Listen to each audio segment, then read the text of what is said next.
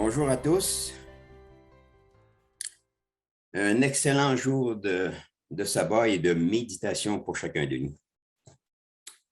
Nous vivons en ce moment dans un temps où l'humanité se retrouve au seuil de décisions importantes à prendre pour ce qui est de sa survie et de tout ce qui vit autour d'elle.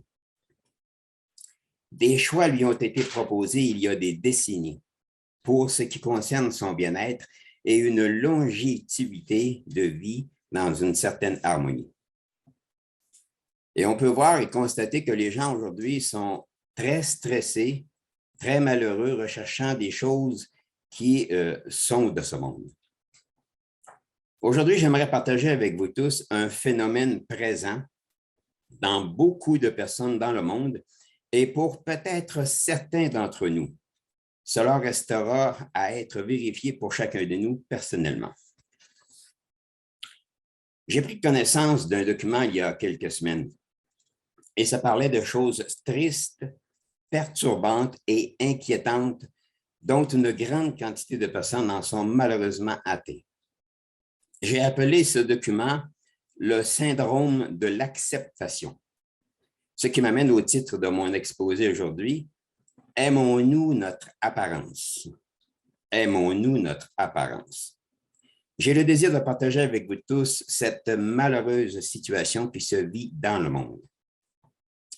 Aujourd'hui, beaucoup de personnes sont égocentriques et cela touche toutes les couches de la société moderne dans laquelle nous vivons et dont nous devons nous méfier pour ne pas être envahis par ce mal qui gruge notre société et peut nous rendre captifs de ce phénomène qui affecte des personnes comme une gangrène qui ronge l'individu de son intérieur pour l'amener petit à petit vers sa destruction. Plusieurs de ces personnes ont une grande perte de confiance en elles, sans compter que leur environnement est saturé à l'idée de la beauté physique que doit représenter une personne et peu importe le statut social de l'individu. Certaines personnes savent pertinemment qu'elles doivent accepter leur corps, et cela même si elles sont conscientes que Dieu les a créées comme elles sont. Je voudrais faire une petite distinction ici à l'égard de 3 catégories de personnes qui existent sous l'aspect physique que propose mon exposé. Il y a ceux qui sont nés sans problème ou complications physiques. Il y a ceux qui sont nés avec des infirmités physiques. Et il y a ceux qui, par le biais d'un accident quelconque, se sont retrouvés avec une infirmité ou une déformation physique irréparable. Il y a quelques jours, en allant faire le plein d'essence, j'ai croisé un homme que je connais visuellement depuis plusieurs années et que je n'avais pas revu depuis le temps. Cet homme est né avec une infirmité au niveau de sa colonne vertébrale, ainsi qu'au niveau de son cou et de son visage. Il a le cou aussi large que le visage et une moitié de son visage est plus bas que l'autre moitié d'environ 2 cm, peut-être un peu plus. Ce qui fait que lorsque vous le regardez, il a un visage assez déformé, ce qui peut être une certaine attraction visuelle pour les personnes non préparées à ce genre de rencontre. Et pour combler le tout, sa colonne vertébrale forme un S dans son dos. Aujourd'hui, cet homme a probablement une quarantaine d'années. Et dans son cas, il devra vivre avec cette infirmité pour le reste de sa vie, à moins d'une intervention miraculeuse de Dieu. Et je ne peux qu'imaginer la détresse psychologique que cet homme peut ressentir en se regardant à chaque jour dans un miroir, sachant qu'autour de lui, presque toutes les personnes qu'il rencontre ont un aspect équilibré en tant que corps physique. Vous en conviendrez avec moi qu'avec une telle apparence physique, il est très difficile de se regarder dans un miroir, d'accepter cette situation et être en paix avec soi-même. Maintenant, voyons le deuxième cas. Ceux qui, par un fâcheux accident, se retrouvent handicapés pour le reste de leur vie. Certains, ce sont des accidents imprévisibles, alors que d'autres auraient pu être évités. Permettez-moi de vous raconter un de ces malheureux incidents. Je connais un homme qui aujourd'hui a une cinquantaine d'années. À l'âge de 16 ou 17 ans, il a eu un accident de motocross, les fameuses motos de montagne. Dans son parcours sur la montagne, il a sauté dans les airs avec sa moto, espérant qu'il retomberait sur ses deux roues de l'autre côté de la pointe de la montagne, comme il le faisait régulièrement en tout temps. À la différence qu'à ce dernier saut, il est retombé sur une autre moto qui venait en sens inverse. Depuis ce temps, cet homme est paraplégique. Pour marcher ne serait-ce que quelques mètres, ça lui prend plusieurs minutes, alors que nous, ça nous prendrait quelques secondes. Aujourd'hui, la boisson comble une partie du vide de sa vie. Est-ce qu'il s'épanouit? C'est très peu probable, même s'il essaie de rire à travers ce désarroi. Malheureusement, trop de personnes se retrouvent dans cette terrible position qui aurait pu être évitée. Nos choix nous guident vers des directions qui nous permettront de nous épanouir ou de souffrir. Ce fut le cas de ce jeune homme avec sa moto. Tout espoir d'une vie remplie de merveilleux moments tout au cours de sa vie s'est évanoui par un fâcheux incident de parcours qui a ruiné sa vie et qui malheureusement en paie un prix encore aujourd'hui exorbitant, et cela pour le reste de sa vie. Passons maintenant au troisième cas, celui qui doit nous intéresser et nous amener à se questionner sur nous-mêmes. Ici, je voudrais apporter votre attention sur l'aspect physique d'une personne, tout en gardant à l'esprit que l'aspect psychologique et l'apport ou la contribution du spirituel ont un impact immédiat, comme pour voir si ce phénomène est destructif ou constructif. Dans la réalité de tous les jours, beaucoup de personnes sont conscientes du phénomène en question, la beauté physique. Et certaines de ces personnes aimeraient réprimer cette plaie qui les affecte, mais avouent qu'ils ignorent comment y arriver. Il est important de reconnaître que ce phénomène ne touche pas uniquement la gente féminine, il affecte également les hommes. Allons à un premier passage, s'il vous plaît, dans 1 Samuel, 1 Samuel, je prendrai 1 Samuel 16 et j'irai au verset 6 et 7. 1 Samuel 16, au verset 6 et 7. Ici, c'est Samuel qui avait été mandaté pour aller oindre David. Alors, lorsqu'il rentra chez le père d'Éliab, lorsqu'ils entrèrent au verset 6, il dit en voyant Éliab, « Certainement, loin de l'Éternel est ici devant moi, devant lui. » Au verset 7, « Et l'Éternel dit à Samuel, « Ne prends point garde à son apparence et à sa hauteur, à la hauteur de sa taille, car je l'ai rejeté. L'Éternel ne considère pas ce que l'homme considère. L'homme regarde à ce qui frappe les yeux, mais l'Éternel regarde au cœur. » C'est un passage que nous avons visité dans d'autres exposés, mais par contre très percutant à l'égard de la vision que nous devrions avoir sur chaque humain et surtout comment chaque personne devrait se voir elle-même face aux autres. Connaissant la vision de Dieu sur l'aspect physique des hommes, essayons de voir à quel moment ce problème a-t-il commencé pour ceux qui aujourd'hui en sont esclaves. Est-ce à l'école, lorsque les autres enfants plaisantaient au sujet de leur nez ou de leurs oreilles en forme de papillon tellement elles étaient dégagées de leur tête, de leur poids ou encore de leur constitution? Il se peut même que ces personnes ont rigolé avec eux, mais au fond d'eux-mêmes, cela leur faisait mal. Et malheureusement, ces événements ont pu les marquer profondément. Devant de tels impacts psychologiques, nous sommes toujours portés à nous comparer à ceux qui sont beaux, qui ont une belle apparence et qui sont populaires. Intérieurement, on se dit, si seulement nous pourrions leur ressembler, comme ce serait merveilleux. Mais nous nous rendons compte assez rapidement que la chose n'est pas possible. Alors vient l'abandon et on se dit, jamais nous ne serons acceptés. Permettez-moi de vous faire part d'une expérience vécue personnellement. Et elle cadre bien dans cet exposé afin de prévoir de bonnes réactions pour ne pas céder devant l'imprévu. J'avais 18 ans à ce moment-là et j'aimais énormément la danse sociale. C'était la première fois que j'allais dans une salle, une soirée où on pouvait danser. J'étais un peu naïf et un peu gêné d'aller inviter une demoiselle que je ne connaissais pas pour une danse.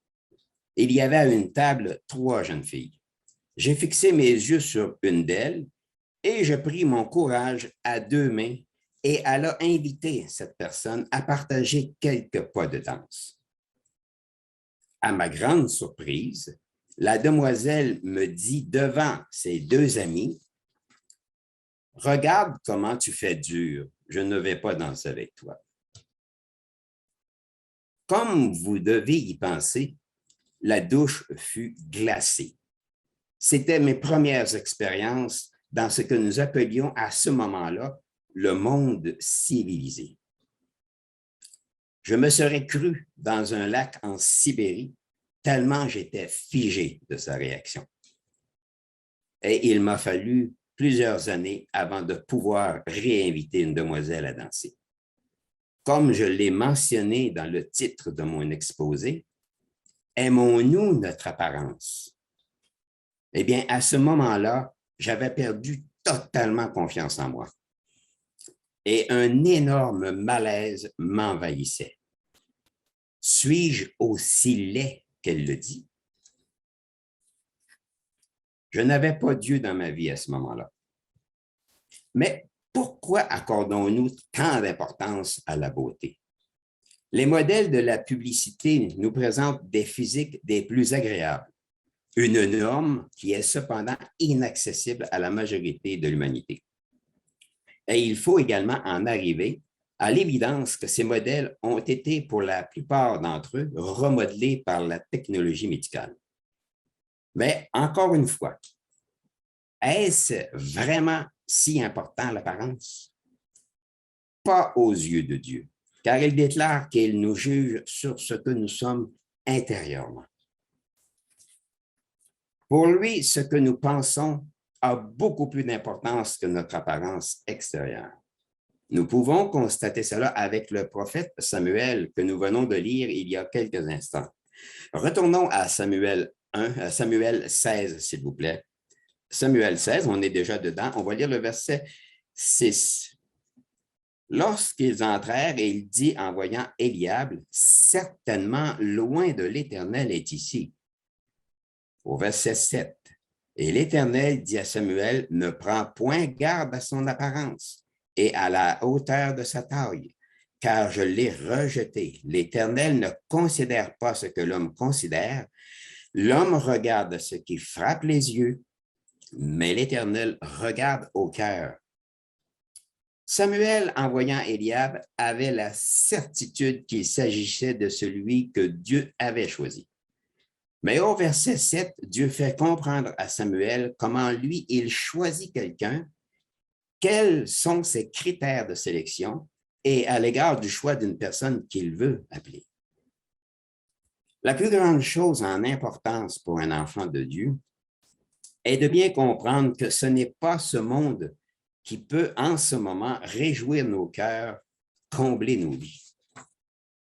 Ce que le monde a à offrir n'est que le résultat éphémère d'un désir immédiat qui ne pourra jamais combler les exigences d'un bonheur durable.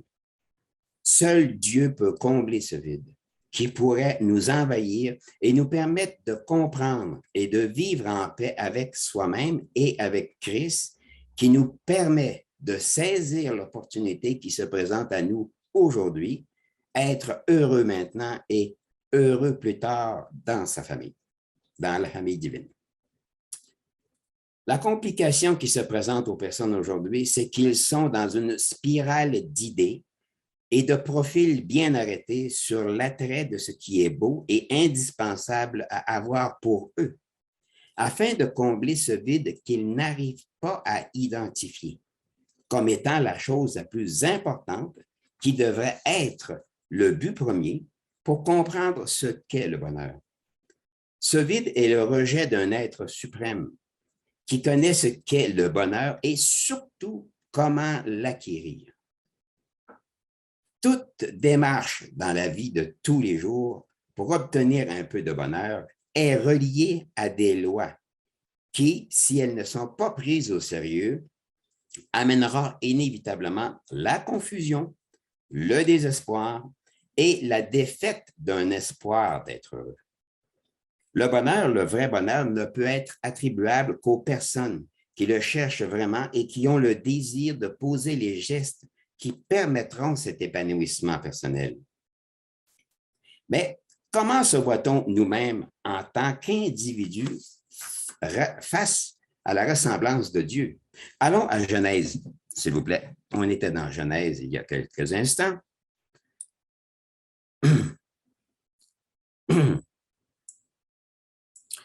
Genèse, nous prendrons le chapitre 1.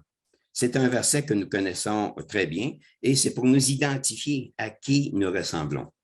Genèse 1 au verset 26. Puis Dieu dit, faisons l'homme à notre image, selon notre ressemblance, et qu'il domine sur les poissons de la mer, sur les oiseaux du ciel, sur le bétail, sur toute la terre, et sur tous les reptiles qui rampent sur la terre. Au verset 27, Dieu créa l'homme à son image, il le créa à l'image de Dieu. Il créa l'homme et la femme. Dieu est amour, et l'amour ne fait point de mal à son prochain. Le véritable amour nous dirige dans la bonne façon d'aimer notre prochain, et pour réussir à aimer son prochain, il en va de soi qu'il est important que nous nous sentions bien avec nous-mêmes pour pouvoir accorder cet amour que Dieu veut que nous transmettions à notre prochain. Allons à Matthieu 22, s'il vous plaît. Matthieu 22, Matthieu 22, et nous prendrons le verset 39. Matthieu 22, verset 39. C'est un pharisien qui demandait à Christ quel était le plus grand commandement. Et en fin de compte, le premier commandement a été donné, et voici le deuxième, au verset 39, qui lui est semblable. Tu aimeras ton prochain comme toi-même. En général, toute personne qui se respecte elle-même ne détestera pas sa propre chair. On peut vérifier cela dans Éphésiens 5, s'il vous plaît. Éphésiens 5. Éphésiens 5, nous prendrons le verset 29. Éphésiens 5 au verset 29. Car jamais personne n'a haï sa propre chair, mais il la nourrit et en prend soin, comme Christ le fait pour l'Église.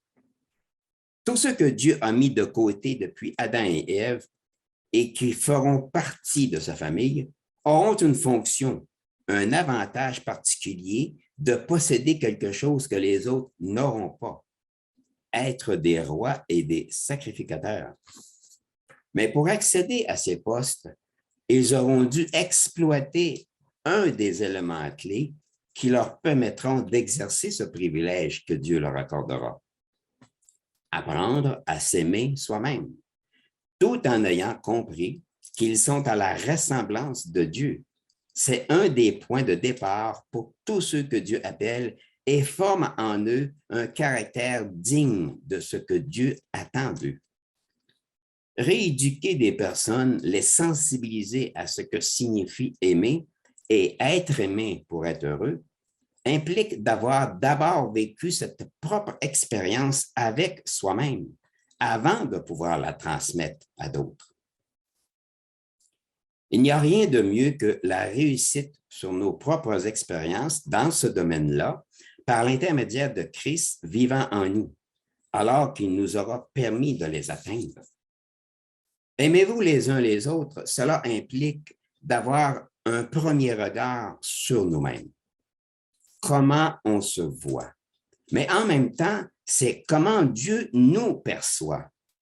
Jésus-Christ nous dit d'aimer notre prochain comme nous-mêmes. Mais dans différents endroits, dans ce qu'il est venu nous apporter comme message, il pousse notre croissance spirituelle au besoin d'aimer également nos ennemis. Nous allons dans Matthieu, s'il vous plaît. Allons dans Matthieu 5. Matthieu 5. Et nous prendrons le verset 43 et 44. Matthieu 5 au verset 43. Vous avez appris qu'il a été dit, tu aimeras ton prochain et tu haïras ton ennemi. Au verset 44, mais moi je vous dis, aimez vos ennemis, bénissez ceux qui vous maudissent, faites du bien à ceux qui vous haïssent et priez pour ceux qui vous maltraitent et qui vous persécutent. L'homme a été créé pour avoir besoin de Dieu. Il ne peut pas jouir d'une vie abondante, remplir sa mission d'être une lumière en toutes choses et être heureux à moins de rester en relation étroite avec lui. Dieu est un Dieu d'ordre et il s'attend à ce que ses enfants, qu'il appelle, puissent en arriver à développer cet équilibre au niveau de l'amour réel qui doit émerger d'eux afin de pouvoir aider les autres à faire comme eux, ce qui implique à chacun de nous d'être entièrement sincère dans tous les gestes que nous posons autour de nous, incitant ainsi par nos actions le désir des autres à faire comme nous. Aimer son prochain, quel qu'il soit, est un réel mandat que Dieu nous impose afin d'être heureux et de pouvoir être reconnus comme étant des disciples de son Fils Jésus-Christ. Et Jésus-Christ s'attend à ce que nous nous émerveillions dans ce corps que nous avons. Et c'est en ayant cette acceptation de ce que nous sommes que nous pourrons, avec l'assistance de Christ en nous, de pouvoir accéder à l'amour que nous devons manifester à l'égard de tous, y compris nos ennemis. Le sujet est trop vaste pour pouvoir en exploiter son plein potentiel en un seul exposé. Mais vous irez voir Romains 12, versets 19 à 21. Prenez-le en note, Romains 12, versets 19 à 21, qui nous donne des détails très importants concernant notre comportement à avoir envers nos ennemis. Ce genre d'action à poser ne peut être possible dans nos vies qu'après avoir franchi l'étape de s'aimer soi-même, de reconnaître notre ressemblance à Dieu et la valeur que chaque humain représente à ses yeux, et enfin de bien comprendre l'amour que Dieu déploie à l'endroit de chacun de nous et même de nos ennemis. Allons à un passage très connu, Jean, s'il vous plaît. Jean, Jean, et nous prendrons le chapitre 3. Jean au chapitre 3 et au verset 16, chapitre que nous connaissons très bien. Au verset 16, Jean 3, verset 16. Car Dieu a tant aimé le monde qu'il a donné son Fils unique. Et on parle ici que Dieu a tant aimé le monde, pas juste nous. Dieu a tant aimé le monde, il a donné son Fils unique afin que quiconque croit en lui ne périsse point, mais qu'il ait la vie éternelle. Dieu nous demande d'avoir un certain discernement à l'égard de l'amour que nous devons manifester à l'égard de notre prochain ou de nos ennemis. Au cours de notre appel, nous avons été mandatés pour aimer notre prochain et nos ennemis. Et dans ce mandat, il nous est également demandé d'haïr le péché et non le pécheur. Il est à noter que Dieu est très conscient du phénomène de s'accepter tel que nous sommes. Nous savons que ce n'est pas le monde parfait de Dieu. Au retour de Christ, toute chose sera changée et l'une de ces choses sera de remettre sur pied les réelles valeurs sur lesquelles les êtres humains doivent focaliser, à savoir que Dieu a créé l'homme à son image et l'homme a un temps à vivre dans cette enveloppe physique pour lui permettre d'accéder à l'accomplissement du développement complet d'un caractère dont Dieu veut voir en lui ou en elle, et que le temps passé dans ce corps physique doit être pour chaque humain un moment agréable et valorisant. Parce qu'en bout de ligne, la vie dans ce corps physique est d'arriver à la concrétisation de quitter ce corps pour en arriver à un autre qui sera parfait et éternel. Comment est notre valeur aux yeux du monde et comment est notre valeur aux yeux de Dieu?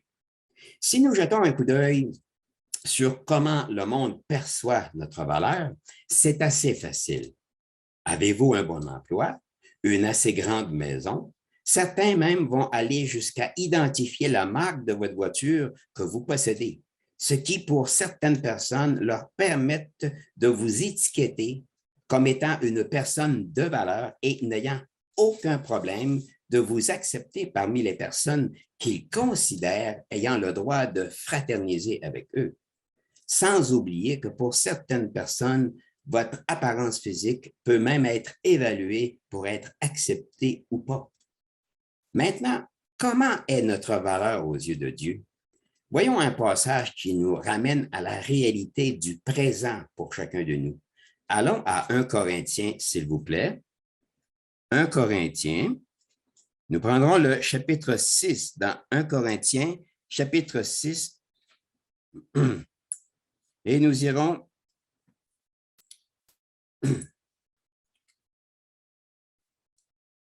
désolé, je reviens. Ah, la technologie. Alors, je suis dans 1 Corinthiens 6 au verset 19. Ne savez-vous pas que votre corps est le temple du Saint-Esprit qui est en vous, que vous avez reçu de Dieu et que vous ne vous appartenez point à vous-même? Nous avons vu au début de cet exposé sur quoi Dieu se base pour accepter et appeler une personne. Nous savons que notre taille, notre statut social ou nos capacités intellectuelles n'ont strictement rien à voir avec le fait que Dieu a bien voulu déposer ses yeux sur nous et nous donner ce privilège de le connaître lui et son grand plan. Je ferai référence à ce passage qui est précis et très clair à l'égard de tous ceux que Dieu admet en tant que ses enfants ayant la possibilité de naître un jour dans sa famille. C'est dans 1 Corinthiens 6, dans 1 Corinthiens 1. Vous n'avez pas besoin de vous y rendre, je vais vous le lire. 1 Corinthiens 1, on le connaît très bien ce passage. 1 Corinthiens 1, versets 26 et 27. Alors, je suis dans 1 Corinthiens 1, au verset 26. Considérez, frères, que parmi vous qui avez été appelés, il n'y a ni beaucoup de sages, selon la chair, ni beaucoup de puissants, ni beaucoup de nobles. Au verset 27. Mais Dieu a choisi les choses folles du monde pour confondre les sages. Dieu a choisi les choses faibles du monde pour confondre les fortes. Au verset 28. Et Dieu a choisi les choses viles du monde et celles qu'on méprise, celles qui ne sont point, pour réduire à néant celles qui sont. Et regardez la sagesse de Dieu au verset 29, afin que nulle chair ne se glorifie devant Dieu. Par contre, on peut constater que Dieu considère que le fait d'être une habitation pour son esprit a une plus grande valeur que tout ce que ce monde peut avoir à nous offrir. On a entendu et lu souvent le passage de 1 Corinthiens 3, 16, qui ressemble à 1 Corinthiens 6 et le verset 19. À la différence, au verset 19 de 1 Corinthiens 6, il nous dit que nous appartenons à Dieu et non à ce monde. Et si nous appartenons à Dieu, il y a matière à se réviser en tout temps et que nous représentons ce que nous représentons en tant que valeur très précieuse pour avoir ce droit d'être accepté par Dieu pour que nous devenions son temple et par la même occasion une lumière le représentant lui et son Fils Jésus-Christ. J'ai une question pour chacun de nous. Vous pourrez lire des passages que vous connaissez, vous pourrez lire 1 Corinthiens 3, le verset 16, 1 Corinthiens 3, le verset 16, 1 Corinthiens 6, le verset 19, 1 Corinthiens 6, le verset 19 et 2 Corinthiens 6, le verset 16. 2 Corinthiens 6, le verset 16. Pouvons-nous imaginer ce que peut représenter le fait d'être appelé habitation de Dieu? Celui qui a créé toutes choses. Pour ceux qui connaissent un peu la chimie, Dieu maintient chaque molécule invisible à l'œil que représente chaque chose dans ce monde. Chaque molécule qui constitue notre organisme, toutes nos viscères composées de molécules différentes et chaque molécule que constitue l'univers. Une quantité innombrable de galaxies qu'on estime à des milliards. Je vais reprendre, je dis bien que nous pouvons, au verset 17 de 1 Corinthiens 3, il est très possible que nous perdions ce grand privilège d'être le temple de Dieu. Je vais vous le lire. 1 Corinthiens 3, au verset 17. Si quelqu'un détruit le temple de Dieu, Dieu le détruira, car le temple de Dieu est saint et c'est ce que vous êtes. Ne serait-ce que sur ces quelques passages que nous venons de voir, je laisse à votre entière discrétion pour chacun de vous la capacité d'évaluer ce que vous pouvez représenter en tant que valeur pour celui qui existe depuis l'éternité et qui a dans son plan le désir de nous accorder ce même privilège, une vie éternelle. Si nous n'acceptons pas, si nous n'accomplissons pas de nous-mêmes les exigences que le monde requiert de nous pour lui plaire, nous serons rejetés de ce monde et nous n'aboutirons à rien pour ce monde. Par contre, même si nous n'avons pas toutes les capacités d'accomplir de par nous-mêmes ce que Dieu veut que nous accomplissions, nous avons la plus merveilleuse assurance que Dieu l'accomplira pour chacun de nous. Et je terminerai cet exposé avec cette promesse de Dieu lui-même par l'intermédiaire de l'apôtre Paul. Allons à Philippiens 1, s'il vous plaît, pour terminer. Philippiens 1. Et je prendrai le verset 6. Je suis persuadé que celui qui a commencé en vous cette bonne œuvre la rendra parfaite pour le jour de Jésus-Christ. Frères et sœurs, je m'excuse pour le son qui a été coupé, mais je vous souhaite à tous un excellent sabbat et une agréable fraternisation.